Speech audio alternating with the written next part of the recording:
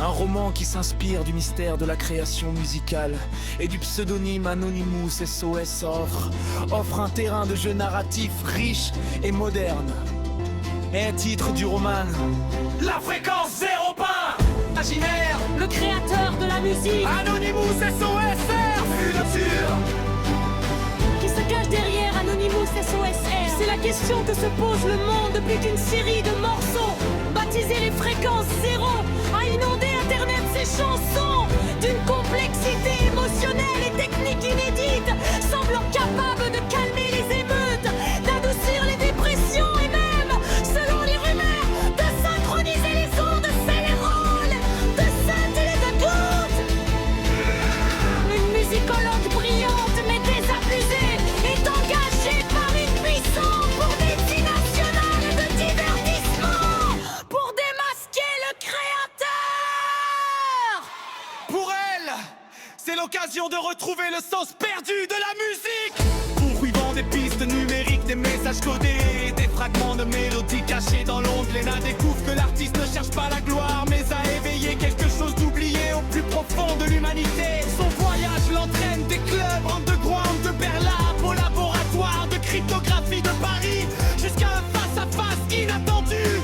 Car pour trouver Anonymous SOSFR, Léna devra d'abord ouvrir son propre cœur, risquer de le briser et accepter la vérité que la musique est peut-être bien plus qu'un fait. Léna devra d'abord ouvrir son propre cœur, risquer de le briser et accepter la vérité que la musique est peut-être bien sa part. Anonymous SOSFR, l'entité mystérieuse le communique uniquement par sa musique, et des messages cryptiques représentent l'idéal et la pureté de la création. La vérité, Gaspard, le PDG de l'agence de divertissement, elle représente quoi? antagoniste, il veut s'approprier la fréquence zéro pour le profit.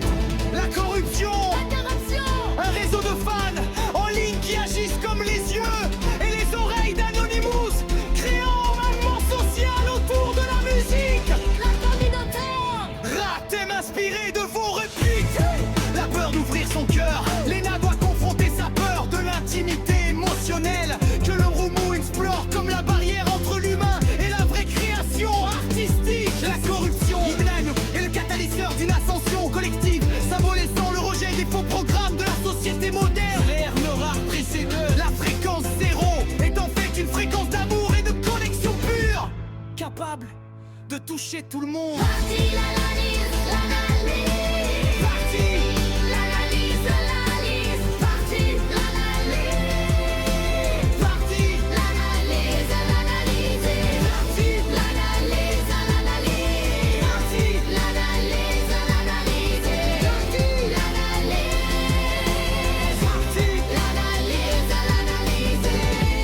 Partie I, l'analyse à le gros. Mise en place, présentation de Léna, son travail stérile et l'émergence virale des fréquences zéro. La mission, Léna est chargée de trouver la source d'Anonymous. Elle utilise l'analyse spectrale et les labématiques pour traquer la musique. Elle découvre que le métadata des morceaux est un journal intime codé et non des données de production. La poursuite de Gisèle.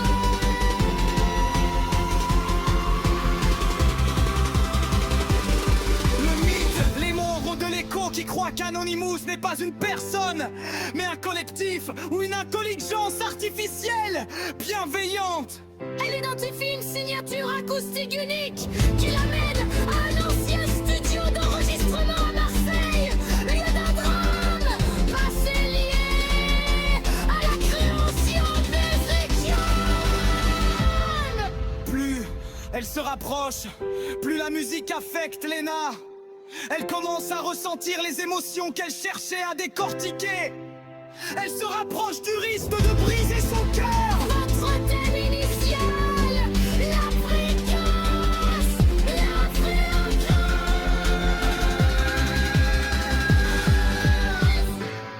La fréquence zéro passe. Le face à face, Léna trouve enfin Anonymous SOS, qui n'est pas un gourou inquiet.